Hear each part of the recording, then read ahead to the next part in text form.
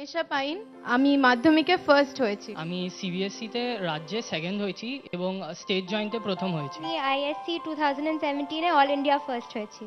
আমি মাধ্যমিকে রাজ্যে থার্ড হয়েছি। মঙ্গলবার আলিপুরে উত্তীর্ণ অডিটোরিয়ামে বিভিন্ন পরীক্ষায় উত্তীর্ণ 137 জন কৃতীকে সংবর্ধনা দিল রাজ্য সরকার। শুরু থেকেই কৃতীদের সঙ্গে আলাপচারিতায় মেতে ওঠেন মুখ্যমন্ত্রী। Very good, many congratulation. Thanks. তুমি কি করবে ভবিষ্যৎ? ঠিক জানি না, সাইকোলজি নিয়ে পড়বো এখন।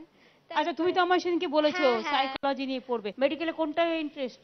জেনারেল নাকি নিউরোসায়েন্স। নিউরোসায়েন্স? বড় বড় নিউরো আমার একদম নেই। তো কি করবে ভবিষ্যৎ? Chartered accountancy. Chartered accountancy. খুশি কৃতীরা। সবাইকে চিফ মিনিস্টার ডাকলো, একা করে সবকে বললো, খুব ভালো লাগলো। আমরা সবাইকে খুব এনকারেজমেন্ট পালো আমরা সবাই। এইসবের পরে ইন্সপিরেশনটা আরো বেড়ে গেল।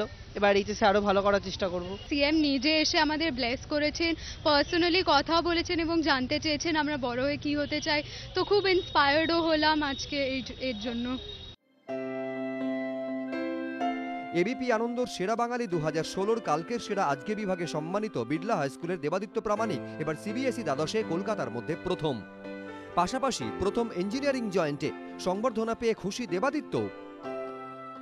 মুখ্যমন্ত্রী নিজে এসে আমাদেরকে অভিনন্দন জানালেন। আমাদের মানে পরীক্ষায় এত ভালো ফল হয়েছে, তো এটা খুবই একটা বড় সোর্স অফ ইন্সপিরেশন।